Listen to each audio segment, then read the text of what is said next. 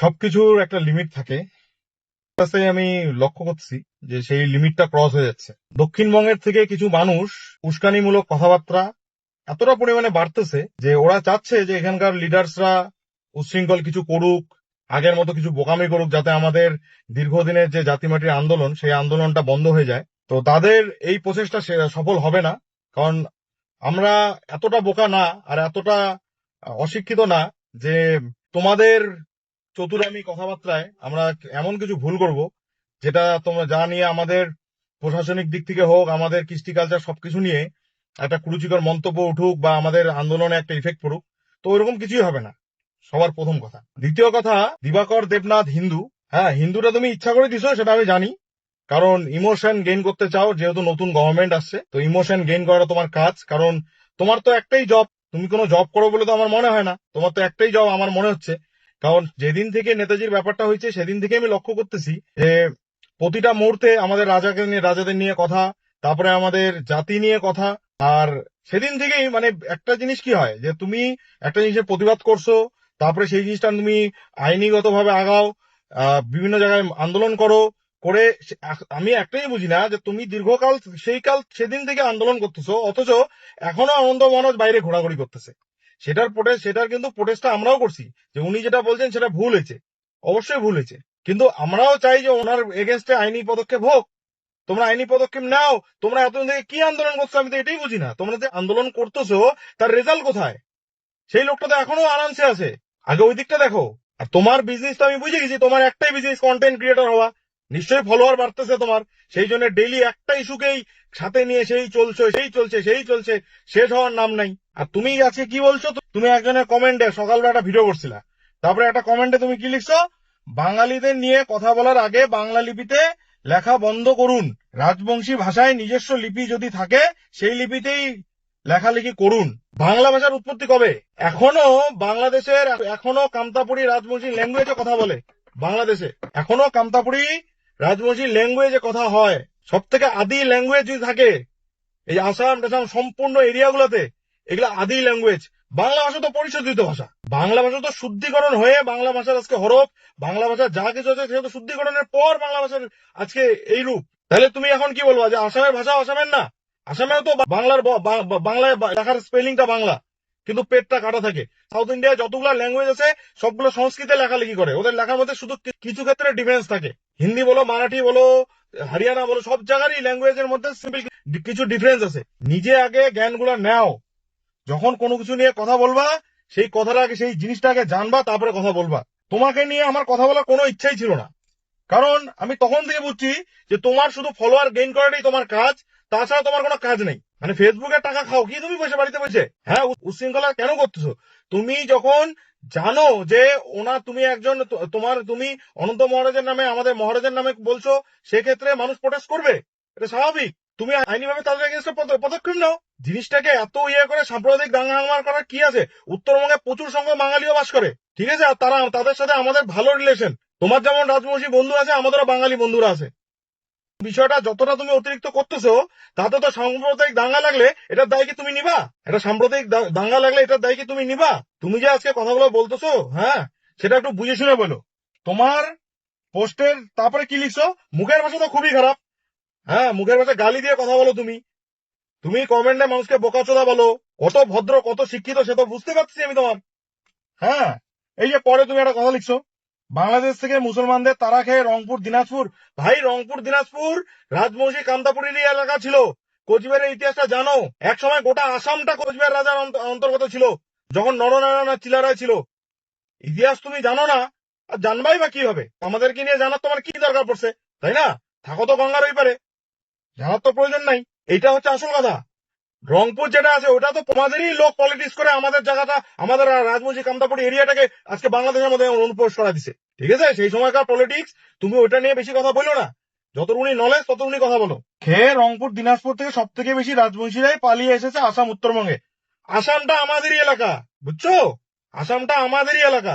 আসাম, উত্তরবঙ্গ, এখানে মালদা থেকে শুরু করে এখানে নেপালেরও 6-7টা জেলা আছে যেগুলো আমাদের রাজবংশী অধিষ্ঠিত এলাকা। রংপুর, উত্তর দিনাজপুর, ওই দিকে যত কিছু আছে সব আমাদের এলাকা। সব জায়গায় রাজবংশী লোক বাস করে। জানো আগে বিষয়গুলো। রাজবংশী কামতাপুরি লোক সব জায়গায় বাস করে। তারপরে কি বলছো তুমি? আসলে তোর বালের ইতিহাস, হ্যাঁ কাকে জানি বলছো, হরি বর্মনকে তুমি বলছো কথাটা। তোর বালের ইতিহাস টিকাত গুজি থো। এটা ভাষা? এটা তোমার প্রতিবাদের ভাষা? গালি দিচ্ছ? হ্যাঁ, এটা তোমার প্রতিবাদের ভাষা? গাজত গজে থো। তোদের নিজস্ব ভাষা রয়েছে, সেই ভাষাতেই কমেন্ট কর। আরে আমার ভাষায় কথা কই, সেটা তো বুঝিয়াও বুঝিবেন না। বুঝা কিন্তু সময় পান, নটঙ্কি মারবেন যে না আমি তো বুঝি না, আমি তো শুদ্ধ ভাষায় কথা বুঝি, কথা বলি, হ্যাঁ কথা বুঝি, বুঝো না, নটঙ্কি মারবা। তো সেই বাংলা ভাষায় শোনো আজকে কথা, তোমাকে একদম বাংলা ভাষায় স্পষ্ট হয়ে বলে দিচ্ছি আমি। তারপরে কি বলছো? তোমাদের নিজস্ব ভাষা যখন রয়েছে সেই ভাষাতেই কমেন্ট করো। বাংলা ভাষায় কমেন্ট করছিস কেন? ক খ গ তোদের বাংলা হরফে নেই? এই হরফগুলা, এই যত হরফগুলা যেগুলা নিয়ে তুমি কথা বলছো না, এই হরফগুলার একদম যদি প্রাচীন ইতিহাসে ঘাটতে যাও, দেখবা এই হরফগুলা সব এই যে যত নর্থ ইস্ট, আমাদের এই যে ইস্ট সাইডটা আছে না, ভারতবর্ষের ইস্ট সাইডটা যতটা আছে, এই গোটাটার ল্যাঙ্গুয়েজের স্ট্রাকচার গুলা সেম। বুঝছো? তুমি ইতিহাসটা একটু কম জানো। তারপরে কি বলছো? তোমাদের নিজস্ব কোনো হরফ নেই, যে রকম হিন্দি রয়েছে, তেলেগুর রয়েছে, ওড়িয়াদের রয়েছে। আমি তোমাকে শুরুতেই বললাম বিষয়টা, তোমাকে আমি এই কথাটা শুরুতেই বলছি, তোমার মুখের ভাষা খুব খারাপ। আমি তোমাকে, তোমার মতো লোকের সাথে তোমার মতো লোককে আমার কমেন্ট করা বা তোমাকে নিয়ে কথা বলার আমার কোনো ইচ্ছে নেই। কারণ আমি চাই না যে আমার জন্য তোমার ফলোয়ার গেইন হোক, আমি চাই না আমার জন্য তোমার ফলোয়ার গেইন হোক। কিন্তু তুমি খুব অতিরিক্ত কথা বলছো ভাই। আমি তোমাকে রিকোয়েস্ট করতেছি, সাম্প্রদায়িক দাঙ্গার সৃষ্টি করো না। জিনিসটা তোমরা আইনিগত ভাবে লড়ো। আমিও চাই যে অনন্ত মহারাজ যেভাবে কথা বলছে সেই তার প্রতিবাদ হওয়া উচিত। তার হয়ে যারা এআই দিয়ে জেনারেট করে নেতাজিকে নিয়ে কুরুচিকর ফটো, কুরুচিকর মন্তব্য দিচ্ছে, সেটারও প্রতিবাদ হোক। তুমি কেস তো করো, পুলিশ প্রশাসনকে সুযোগ তো দাও, পুলিশ প্রশাসন সেই ব্যাপারগুলোকে ধরুক। আমিও চাই যে যারা এই সমস্ত সাম্প্রদায়িক দাঙ্গা হাঙ্গামার সৃষ্টি করছে সেই মানুষগুলো সাজা হোক। কারণ এখন ভারতবর্ষ আগের মতো নেই। আমরা চাই সবাই একত্রিত হয়ে একটা সুন্দর ভারতবর্ষ, সুন্দর একটা পশ্চিমবঙ্গ, সুন্দর একটা উত্তরবঙ্গ। ভাই আমাদের নিজের ইতিহাস, নিজের কৃষ্টি কালচার, নিজের অনেক কিছু আছে। আমাদের যেটা ডিমান্ড সেটা তুমি বুঝবা না, তুমি আমাদের আবেগ, আমাদের কোনো কিছু তোমার বোঝার মতো ক্ষমতা নেই। ঠিক আছে? তোমার আজকে ভাষা হারাই যায় নাই, আমাদের ভাষা হারাইছে। তোমার আজকে ইতিহাস হারাই যায় নাই, আমাদের ইতিহাস হারাইছে। তোমার আজকে মাতৃভূমি হারা যায় নাই, আমাদের মাতৃভূমি হারাইছে। তো আমাদের বেদনাটা তুমি বুঝবা না। ঠিক আছে? আমাদের বেদনা বোঝার মতো ক্ষমতা তোমার নাই। এই জিনিসগুলো একটু বুঝো। সেন্সিটিভ ইস্যুগুলোকে একটু নজরে রাখার চেষ্টা করো। জ্ঞান তো তোমার দারুণ, মুখের ভাষা তো সেই। আমাদের রাজারা ইংরেজের দালালি করছে, হ্যাঁ? আরে তোরা দালালি করছিস ইংরেজ, তোরা দালালি করে ইংরেজ গুলোকে ঢোকাইছিস। আচ্ছা কলকাতা ভারতবর্ষের এক সময় রাজধানী কেন ছিল? ব্রিটিশদের কালে সময় কেন ছিল? তোরা সেই রাস্তা দেখাইছিস, তোদের নবাবরা, তোদের রাজারা সেই রাস্তা দেখাইছে। আজকে বাংলাদেশের এত এত মুসলিম বাঙালি কেন? সেই বাঙালিরা কি বাঙালি না? তারাও বাঙালি। কারণ তোরা সেই সময় সেই সময় মুঘল, সুন্দাল, আফগানিদের অ্যাটাক তো তোরা ঠেকাইতে পারিস নাই। তোদের রাজারা, তোদের নবাবরা ব্যর্থ ছিল সেই আক্রমণকে ঠেকাইতে। তো আমাদেরকে বোঝাইতে আসিস না। আমরা এমন একটা স্বতন্ত্র রাষ্ট্র ছিলাম যাদেরকে মুঘল কি কোনো বহিরাগত শক্তির সেই জায়গাটায় পরাস্ত করতে পারে নাই। আজকে যার ইতিহাস অক্সফোর্ড বল, কেমব্রিজ বল, অন্যান্য জায়গার ঐতিহাসিকরা, বিদেশের ঐতিহাসিকরা আমাদের ইতিহাস লিখে যাচ্ছে, অথচ আমাদের এখানকার লোকাল ইতিহাস নেই। আমি মাননীয় মুখ্যমন্ত্রী, মাননীয় প্রধানমন্ত্রী, সবার রাষ্ট্রপতির কাছে অনুরোধ রাখবো যে রাজবংশী এত বড় একটা সম্প্রদায়, এত বড় একটা জনগোষ্ঠী, রাজবংশী কামতাপুরী জনগোষ্ঠী, তাদের ইতিহাসের পাতায় জায়গা দিন। নাইলে এরকম কিছু মূর্খরা আমাদেরকে নিয়ে কুরুচিকর মন্তব্য, একটা সাম্প্রদায়িক দাঙ্গা হাঙ্গামা সৃষ্টি করতেছে। আমাদের ইতিহাসটাকে অনুরোধ, আমার হাত জোর করে অনুরোধ, আমাদের ইতিহাসটাকে ইতিহাসের পাতায় জায়গা দিন। রিকোয়েস্ট এটা আমার থাকলো। কারণ আমাদের এটা পরিচয়, এটা আমাদের আবেগ। আমাদের ইতিহাসটা জানার আমাদের অধিকার আছে।